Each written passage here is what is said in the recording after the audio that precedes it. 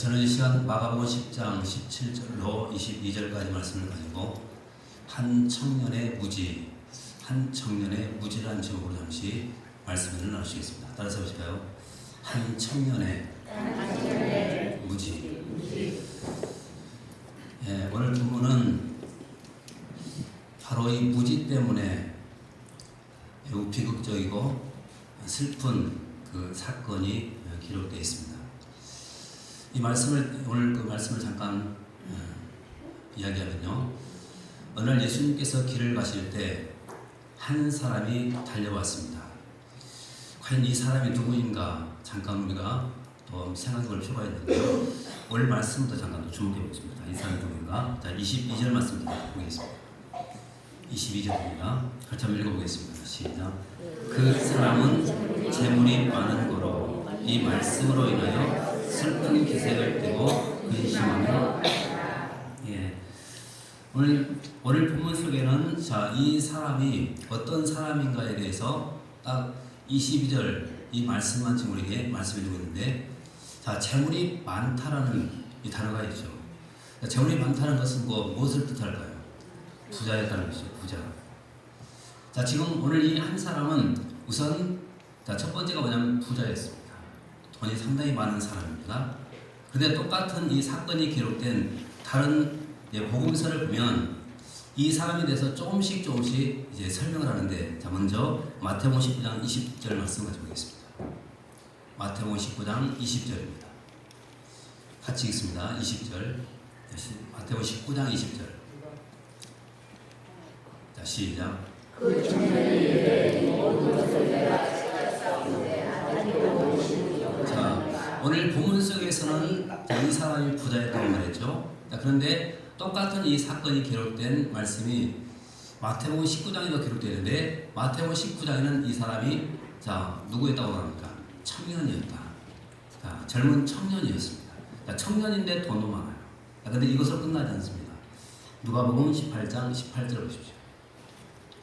같이 한번 읽어보겠습니다. 시작. 어떤 관리라고 이르되 세상 선생님이 내가 무엇을 하리하여. 여기서는 지금 이 사람에 대해서 어떻게 소개하고 있죠?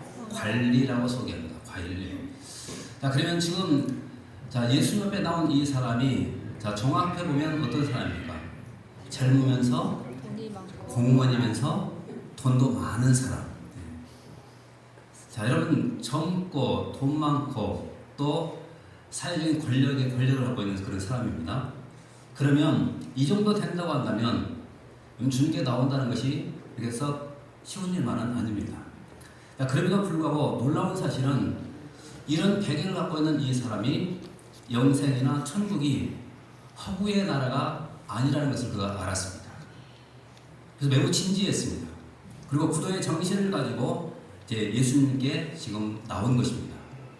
여러분, 예수님께 나왔다는 이 사실이 어떤 의미를 갖냐면 그는 정확하게 그 문제에 대한 해답을 주실 분을 찾았다는 거예요. 만났다는 것입니다. 여러분, 이것만큼 큰 축복이 어디가 있겠습니까? 그리고 그 영생에 대한 해답을 갖고 계신 그 주님 앞에 영생에 대한 질문을 던졌습니다. 그런데 오늘 이 결론은 어떻게 났냐면 영생을 얻지 못한 채 떠나가 버리고 말았다. 그렇게 말합니다. 성경 그럼 결론 부분부터 잠깐 보시죠. 22절 말씀 같이 보겠습니다. 다시 22절 시작. 그 사람은 재물이 많고 이 말씀을 위하여 슬픈 기색을 띠고 근심하며. 그 사람은 재물이 많은 거로 이 말씀으로 인하여 슬픈 기색을 띠고 근심하며 가버렸다. 여러분, 이 청년은 지금 영생에 대한 이 문제, 바로 이 문제 때문에 지금 주님 앞에 나왔습니다. 그러면 이 문제에 대한 해답을 얻고 가야 되는데도 불구하고 해답을 얻지 못한 채 슬퍼하며 근심하며 떠나버리고 말았던 것입니다. 그러면 이 말씀을 언뜻 보면 이 사람이 떠난 이유가 마치 돈 때문인 것처럼 우리가 느껴져요. 그렇죠? 그 사람은 재물이 많은 거로 이 말씀으로 인하여 슬픈 기색을 띠고 근심함이 같다. 마치 돈 때문에 지금 주님 앞에 나왔다가 떠난 것처럼 보여집니다. 그런데 오늘 본문을 더 깊이 우리가 살펴보면 돈 때문이 아닙니다. 이 청년은 몰랐기 때문에 그런 것입니다. 다시 말하면 이 청년은 무지한 사람이었습니다. 바로 그것 때문에 주님을 떠나버리고 만 것입니다.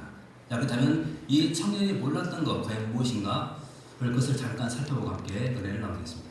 자, 세 가지를 몰랐습니다. 먼저 첫 번째는요, 우리 따라서 한번 보실까요? 예수님이 어떤 분인지를 몰랐습니다. 예. 자, 예수님이 어떤 분이신지를 몰랐어요. 자, 그러면 이것을 우리가 알려면 오늘 이 청년이 지금 예수님 앞에 나와서 예수님을 어떻게 부르고 있는가? 자, 이 호칭부터 우리가 생각해볼 필요가 있습니다. 자, 잠깐 보십시오. 17절 같이 보겠습니다. 자, 같이 한번 읽어봅니다. 시작.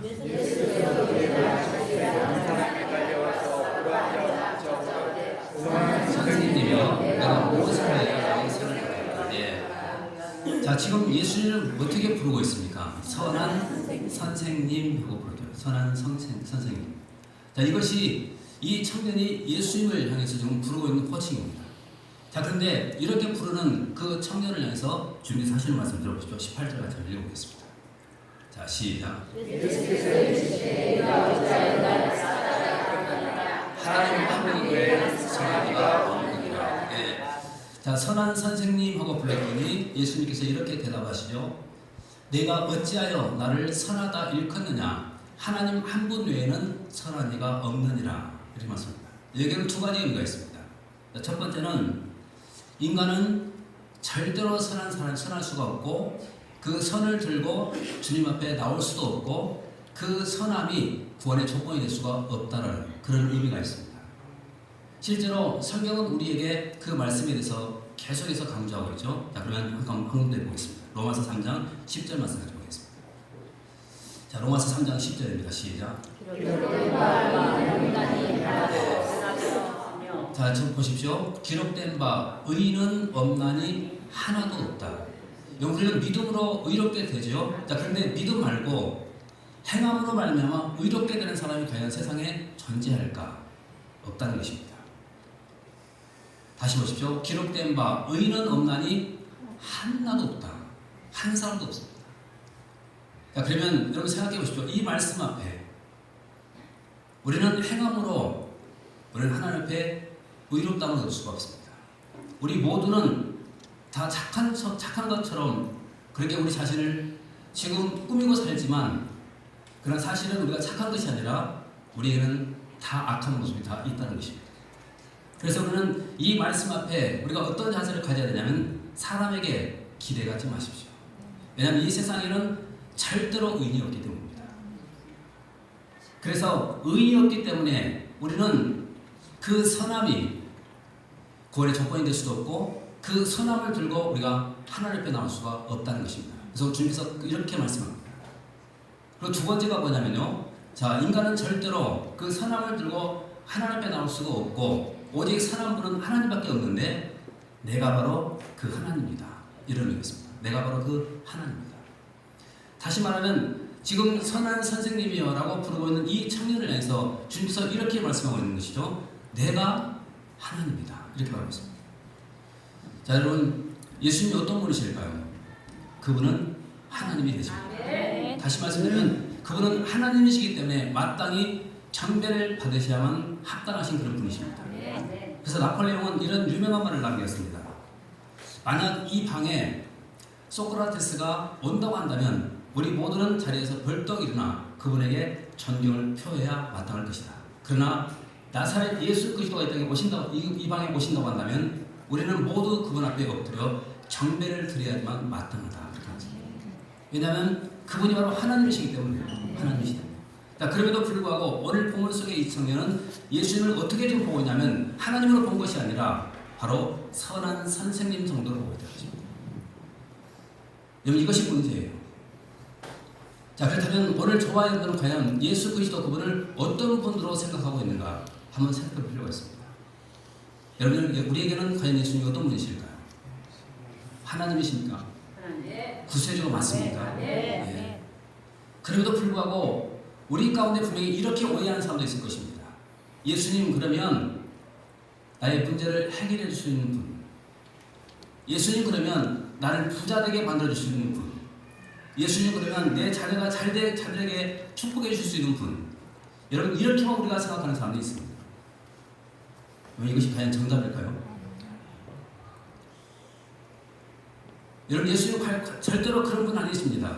그분은 우리의 죄와 허물을 짊어지시고 십자가에 못 박혀 죽으신 그런 분이십니다. 지난주에도 말씀드렸죠. 여러분 만약에 그런 생각 갖고 있다고 한다면 주님의 십자가를 한번 똑바로 한번 쳐다보십시오. 과연 그분 앞에 내가 과연 이런 우리의 소원을 감히 우리가 드릴 수가 있을까? 아닙니다. 만약에 우리가 그렇게 나를 부자 만들어주고 출세시켜주고 나를 성공하게 만들어주는 그런 예수님을 우리가 믿고 산다고 한다면 번지수 잘못 찾은 것입니다. 오늘 마치 이 부자 청년처럼 마치 예수님을 선한 선생님이여 이렇게 부르고 있는 거나 다름이 없다는 것입니다. 오늘 예수님은 그런 분이 아니십니다. 그분은 우리의 구세주가 되시고 우리의 경배를 받으셔야만 합당하신 하나님이라는 사실입니다. 우리가 이것을 알고 살아갈 때 우리는 그분 앞에 경배하는 삶 그리고 그분 앞에 우리가 말씀에 순종하는 삶을 살아갈 수가 있는 것입니다. 자, 다시 한번 옆 사람을 소개해 주십시오. 집사님 형님, 예수님은 우리의 구세주가 되십니다. 그다음에 두 번째입니다. 두 번째요. 다른 사람 해보실까요? 어떻게 영생을 얻는지를 몰랐습니다. 자, 첫 번째는 예수님이 누구인가 몰랐고 두 번째는 어떻게 영생을 얻는지를 몰랐습니다. 자, 그럼 성경 보십시오. 17절 말씀 같이 한번 보겠습니다. 17절입니다. 자, 시작. 예수께서 길에 나가실 때 한 사람이 달려와서 구한자 묻자오되 선한 선생님이여 내가 자, 보십시오. 그러니까 지금 분명히 이 청년은 예수님께 영생에 대한 질문을 던졌습니다. 자, 그리고 난 다음 그 다음에 어떤 말이 지금 나오고 있죠? 다시 보십시오. 예수께서 길에 나가실 새 한 사람이 달려와서 꿇어 앉아 묻자오되 선한 선생님이여. 자, 영생에 대한 질문을 던졌죠. 자, 그런데 그 앞에 뭐가 좀 붙어 있습니까? 무엇을 해야 영생을 얻습니까? 자, 지금 오늘 이 청년은 영생을 얻는데 무엇을 해야지만 얻을 수 있다라고 지금 착각한 것입니다. 어쩌면 이런 자세는 우리에게도 얼마든지 있을 수가 있습니다. 영생은 내가 뭔가를 해서 얻는 것이 결코 아닙니다. 여러분, 영생은 믿음으로 주어지는 거예요. 그럼 생각해 보십시오. 오늘 우리도 이 청년과 똑같은 그런 모습이 과연 없는가 보십시오. 전에도 제가 한번 설명을 드린 적이 있는데요. 자, 대답해 보십시오. 자, 우리가 오늘 교회에 나왔습니다. 그러면 교회에 나온 이유가 뭡니까? 구원 받기 위해서 나온 겁니까? 아니면 구원 받았기 때문에 나온 것입니까? 예. 만약에 구원받기 위해서 우리가 교회에 나왔다고 한다면, 예배 드린다고 한다면 그 사람은 아직도 그 구원에 행함에 있다고 믿는 사람이에요. 그런데 우리는 그런 존재가 아니죠. 이미 우리는 구원받았기 때문에, 여기 구원받은 이 감격 때문에 우리는 주님 앞에 나와서 그 감격 속에 주님을 찬양하는 거예요. 이것이 다른 거예요. 근데 만약에 경우에 우리가 행함에 근거를 둔다고 한다면 우리는 구원받기 위해서 신앙생활을 해야 되죠. 그런데 여러분, 그것이 아닙니다. 구원받았기 때문에 바로 주님 섬기고 살아가는 것입니다. 자, 그런데 오늘 본문 속에 이 청년은 바로 이 잘못된 그런 구원관을 가지고 있는 거예요. 뭔가를 해야지만 구원을 받을 수가 있다고 생각했습니다. 자, 그래서 예수님께서는 이 청년의 잘못된 그 구원관을 깨뜨리기 위해서 이제 질문을 던지기 시작하는데요. 자, 보십시오. 18절에서 20절까지 보겠습니다. 18절에서 20절까지 시작. 예수께서 이르시되 내가 어찌하여 말을 선하다 했느냐 하나님 한 분 외에는 내가 계명을 안 하니 살인하지 말라, 가늠하지 말라, 도둑질하지 말라, 거짓 증언하지 말라, 서로 빼앗지 말라, 내 부모를 공경을 해야 한다. 20절. 자, 지금 이 청년은 이 구원의 조건이 어떤 행함에 있다고 지금 믿는 사람입니다. 자, 그래서 예수님께서는 그 사람의 잘못된 그 생각을 깨트리기 위해서 지금 질문을 던지는 겁니다. 그래서 19절 말씀에 뭐라고 질문 던지는가 다시 보십시오. 19절. 자, 네가 계명을 안 하니 살인하지 말라, 간음하지 말라, 도둑질하지 말라, 거짓 증언하지 말라, 속여 빼앗지 말라, 내 부모를 공경하라. 자, 여러분, 이 계명을 지금 예수님께서 말씀하고 있는 것이죠. 자, 그런데 이 계명 앞에 그는 어떤 자세가 가장 올바른가 하면 나는 이 계명을 깨뜨린 죄인이구나. 이거 깨달아야 됩니다. 율법은 바로 그런 목적으로 우리에게 주어졌죠. 자, 그럼에도 불구하고 20절 말씀에서 이 사람이 지금 어떻게 대답하는가 생각 보십시오. 자신만만하게 대답하죠. 20절 다시 한번 보십시오. 20절. 그가 여짜오되 선생님이여 이것은 어려서부터 다 지켰나이다. 여러분, 아직까지도 끝까지 이 사람이 붙들고 있는 것이 뭐냐면 행함이에요. 행함. 나는 어려서부터 이 계명 다 지켰고 완벽하게 지켰으니 나는 행함으로 구원받습니다. 아직도 이 고집 가지고 있습니다. 그래서 예수님께서는 이제 이 사람이 끝까지 그것을 포기하지 않기 때문에 이제 아가페 사랑으로 접근하면서 이제 확실하게 그 죄를 이제 지적해 주는데, 자 다시 21절 말씀 보시겠습니다. 21절, 자, 시작. 예수께서 그를 보시고 내게 아직도 약속한 것이 있으니 가서 내게 있는 것을 다 팔아 자들에게 주라, 그리하면 하늘에서 보화가 내게 있으리라. 그리고 와서 나를 따르라. 보십시오. 예수께서 그를 보시고 사랑했다. 여러분, 이 말을 아가페 사랑으로 우리가 생각해야 됩니다. 지금 이 사람은 끝까지 주님 앞에 내가 이 모든 계명 다 지켰습니다라고 자신있게 자신의 의의를 지금 드러내버린 것입니다. 그런데 그렇게 말하는 이 청년을 예수님께서는 아가페 사랑으로 접근하십니다. 그리고는 물어봅니다. 내게 아직도 한 가지 부족한 것이 있다. 주님께서 지금 주님의 그대는 아직도 그 청년, 완벽하게 지금 자신만만하게 얘기하고 있는 그 청년에게 아직도 한 가지 부족한 것이 있다. 지금 말씀하고 계십니다. 그것이 과연 뭘까요? 그 다음 보십시오. 가서 네게 있는 것을 다 팔아 가난한 자들에게 주라. 그리하면 하늘에서 보화가 네게 있고 그리고 와서 나를 따르라 하시니. 여러분, 지금 이 말씀 가운데서 주님께서는 그에게 영생의 길을 좀 가르쳐줬고 하늘의 보화를 받는 그 놀라운 길도 지금 다 가르쳐줬습니다. 그리고 제자가 될 수 있는 놀라운 그 기회도 지금 그에게 주어진 것입니다. 그런데 다시 보십시오. 뭐라고 말씀합니까? 내게 있는 것을 다 팔아 가난한 자들에게 주라.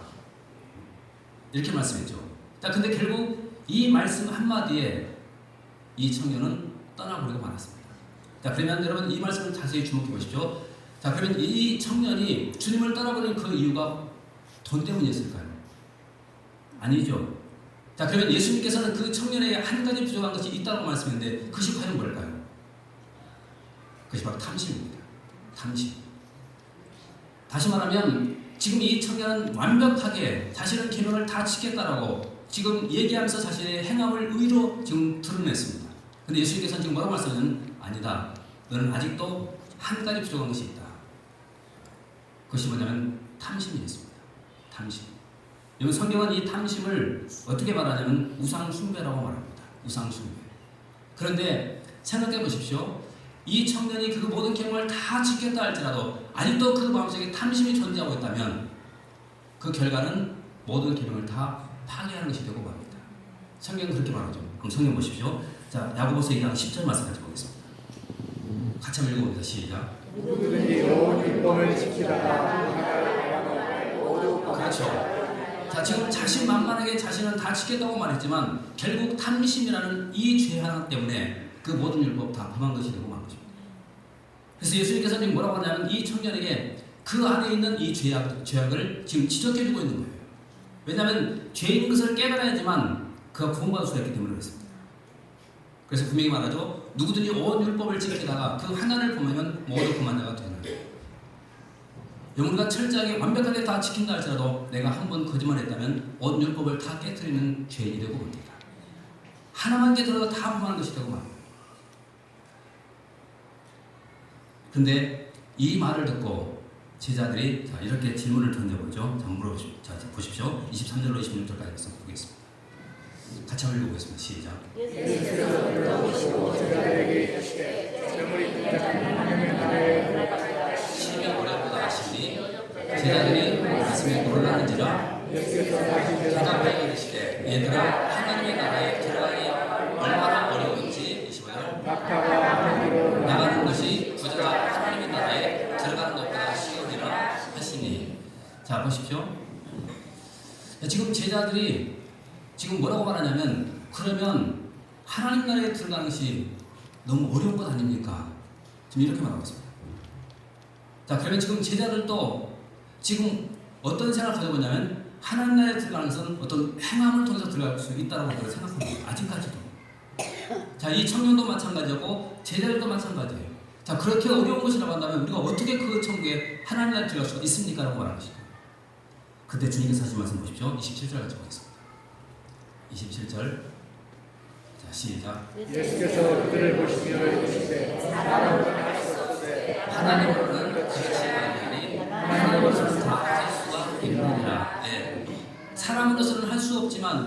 하나님으로는 다 할 수가 있으시다. 아멘. 다시 말하면요, 자, 사람은 그 행함을 통해서 구원받을 수가 없습니다. 이 구원의 길은 누가 우리에게 줘야 되냐면 하나님께서 우리에게 줘야만 되는 것입니다. 그래서 성경은 이 구원이 우리의 행함에 근거하지 않고 하나님께서 우리에게 주신 선물이다, 그렇게 말하고 있습니다. 이것이 에베소서 2장 8절과 9절 말씀이죠. 같이 보겠습니다. 에베소서 2장 8절과 9절 같이 한번 보겠습니다. 자, 시작. 너희는 그 은혜에 의하여 믿음으로 말미암아 구원을 받았으니 이것은 너희에게서 난 것이 아니요 하나님의 선물이다. 행위에서 난 것이 아니니 이는 누구든지 자랑하지. 예. 자, 오늘 말씀을 우리가 묵상하면서 이 말씀을 우리가 보시면은 정확하게 그 의미를 알 수가 있죠. 자, 이 청년은 지금 행함으로 구원을 얻을 수 있다라고 지금 생각한 것이죠. 근데 구원은 행함으로 주어진 것이 아니라 누구의 선물이라고요? 하나님의 선물이다. 근데 그 선물을 받기 위해서는 가장 중요한 것이 뭐냐면 내가 죄인 것을 깨닫는 것입니다. 죄인 것을 깨닫는 그 사람들마다 누가 필요하냐면 예수가 필요하기 때문에 바로 그분을 영접하는 자에게 이 구원은 선물로 주어지게 되는 것입니다. 아멘. 이것이 성경적인 그런 확실한 구원입니다.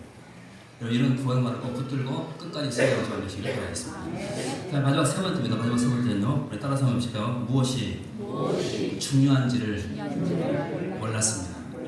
자, 세 번째는 무엇이 중요한지를 몰랐습니다. 자, 우리 성경 좀 보십시오. 22절 같이 한번 보겠습니다. 자, 다시 읽어보겠습니다. 시작.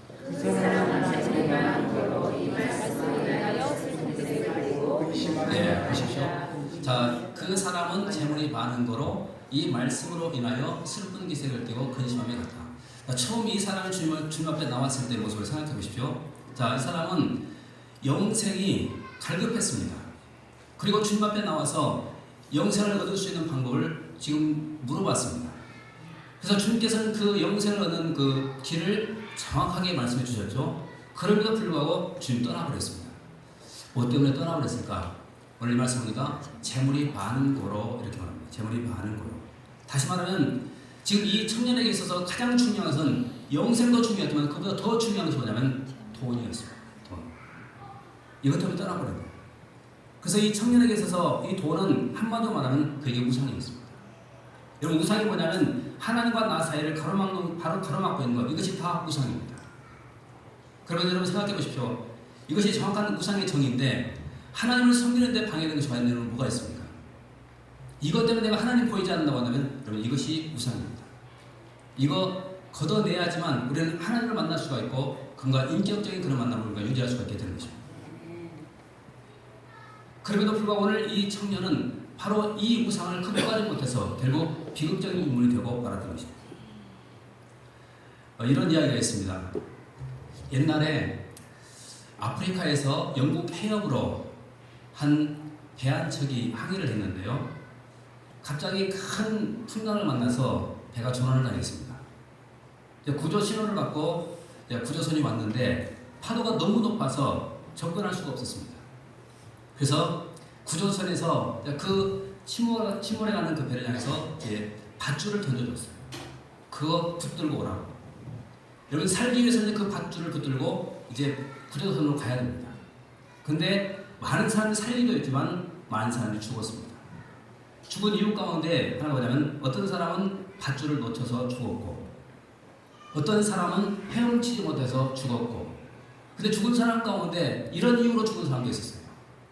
그것이 뭐냐면 이 금괴를 호주머니에 잔뜩 넣고 물속에 들어왔다가 금괴 무게 때문에 가라앉아서 죽은 사람이 많더라는 거죠. 여러분 생각해 보십시오. 지금 생사가 걸린 그 문제 앞에 금괴가 무슨 소용이 있겠습니까? 아무런 소용 없습니다. 만약에 금괴를 그가 던져버렸다고 한다면 그 생명줄 잡고 살 수도 있었을 것이죠. 그런데 금괴에 대한 욕심을 포기하지 못한 채 이거 호주머니에 넣고 오다가 그 무게 때문에 가라앉아 죽고 만 것입니다. 무엇이 더 중요합니까?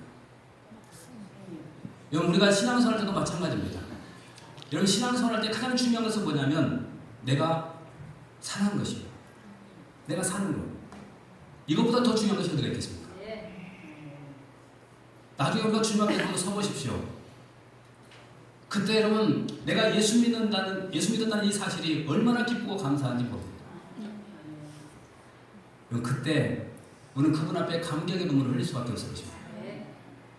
비록 힘들고 어려워도 여러분 세상도 바라보지 마시고 오직 주님만 꼭 바라보시고 인생을 살아가십시오. 왜 그런가 하면요, 이제 오후 예배 때 말씀 잠깐 드릴 것인데요, 세상 것은 결국 나중에 다 사라져버릴 것 됩니다. 다 사라져버려요.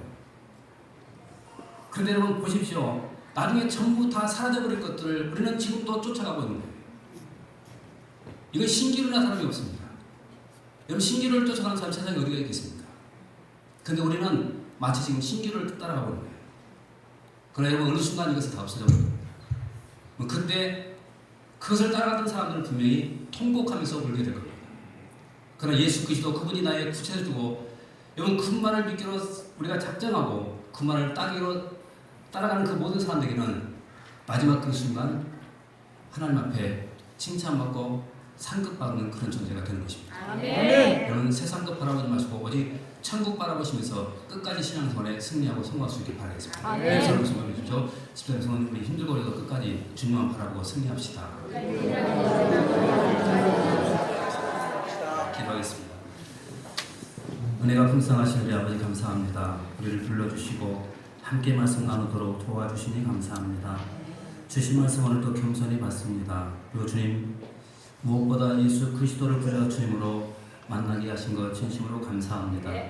이 귀한 믿음 절대로 약해지지 않도록 꼭 붙들어 주시옵고 천국 가는 그날까지 우리의 믿음이 식어지지 않도록 지켜 주옵소서. 끝까지 이 믿음 가지고 주님 잘 섬겨 살게 도와주시고 끝까지 주의 거룩한 일을 잘 감당하며 살아가도록 축복해 주시고 주님 만났을 때 칭찬받고 상급받는 종들이 다 되도록 은혜 더해 주옵소서. 오늘도 영광 받아주신 거 믿고 감사드리며 예수님 이름으로 기도합나이다. 아멘.